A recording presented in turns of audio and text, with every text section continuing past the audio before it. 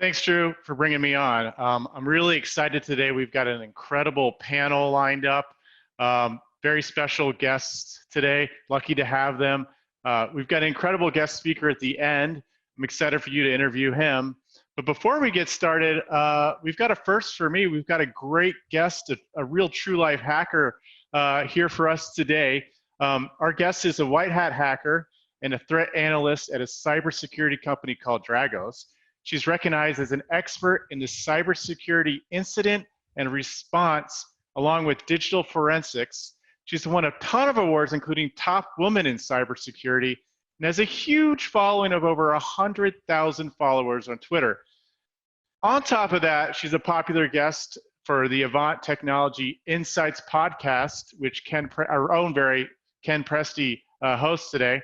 And she leads the league in the most amount of downloads, 16 straight weeks. We're very excited to welcome to the program Lesley Carhart. Lesley, are you with me? Thank you for having me. I'm so excited to be here. Awesome. Well, all right, first question for you. So I called you a white hat hacker. We hear black hat, we hear nation state. Can you baseline what this community is all about? Who are these people? Are they evil? Are they good? What's the agenda here? So as hackers, we share a lot of common personality traits. We like to take things apart and see how they can be put together in different ways and understand how processes and systems function.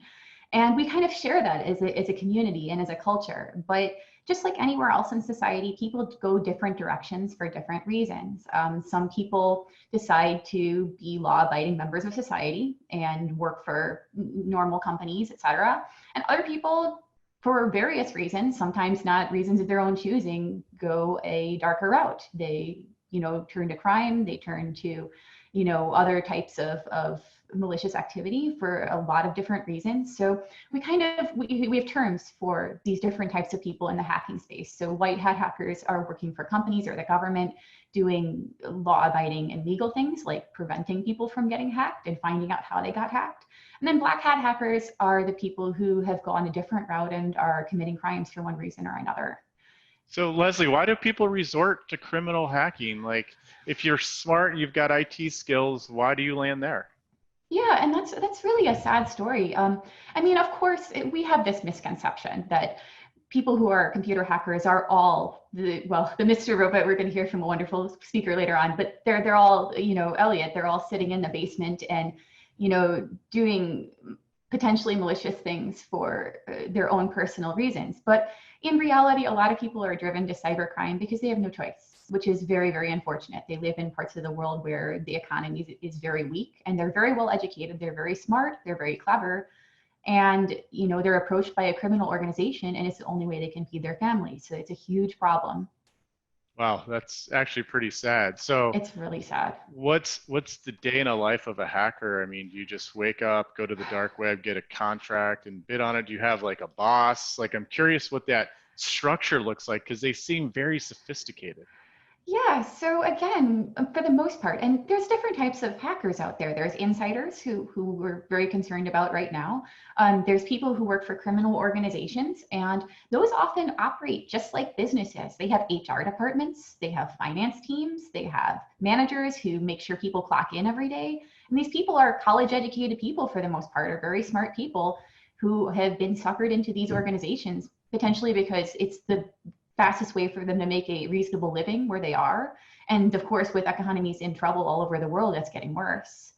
And then there's also, of course, state-sponsored hackers who are members of military organizations. So there's that too.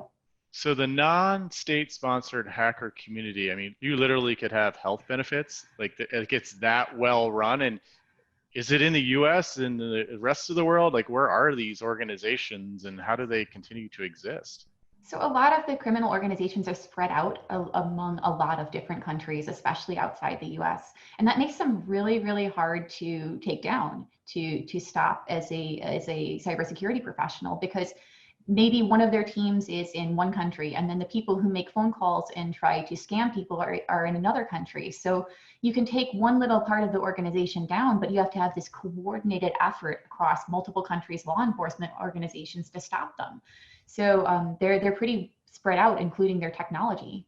So Drew showed some stats around how this pandemic has increased this level of negative activity or hacking.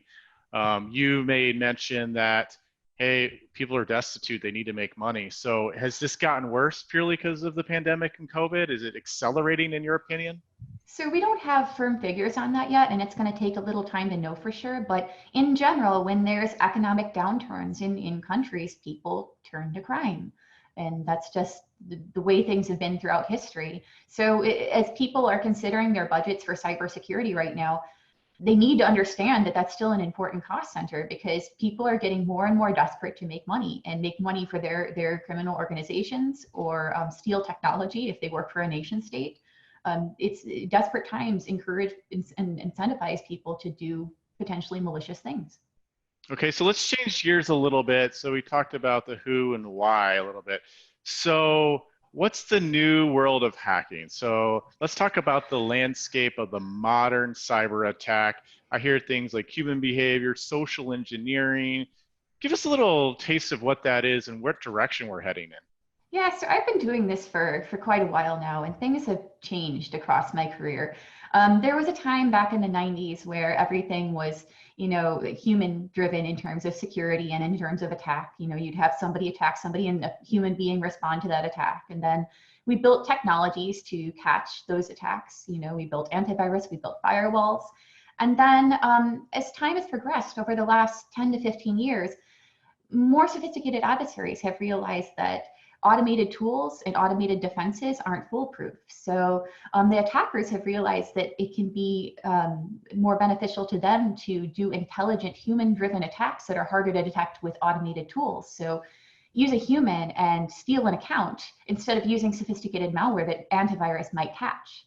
And on the other side of things, on the defense side, we're realizing that we're dealing with a bunch of human beings instead of potentially just malware or just sophisticated hacking tools now. We're dealing with smart humans who are abusing humans and using their accounts, phishing them, social engineering them. And we have to use human beings to detect some of those tactics. Our simple automated tools that we've been relying on for the last 25, 30 years are no longer sufficient.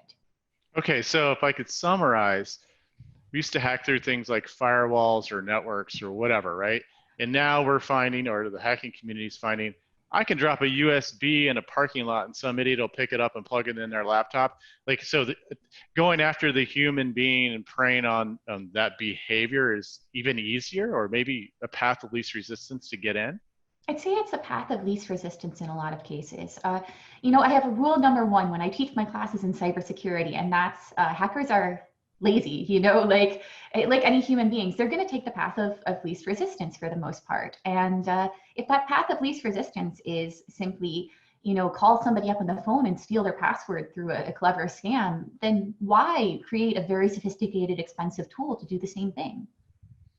Interesting. All right. So how do you hold people accountable? So we've got a lot of IT leaders on here and managers, and how do you train your organization not to click on the phishing link or not to do something that's going to open a threat? And if they do, what do you do with them? I know it's happened in our organization. Oops, click the wrong thing. We got to fix it quickly. It's not like you want to fire those individuals, because typically it's an honest mistake, but at some level you got to have accountability within the company. What do you suggest there? Okay, if I can get one thing across to everybody today, it's that there will be no program in your organization that gets phishing clicks or social engineering attempts down to zero. That's not the point. We are trying to decrease the number of clicks, decrease the number of successful scams, but we have to make the assumption that there's always going to be one that's successful. And what we want to do is positive reinforcement. We want to encourage people to report that something weird is happening or has happened to them without fear of reprisal. That's really important. Building those bridges, building those relationships to security. Just firing people for clicking on a phishing email. I know some of the most sophisticated social engineers in the world who have clicked on a phishing email. They have, and they admit to it because it was so well written. There's always a potential, and you always have to plan for that potential.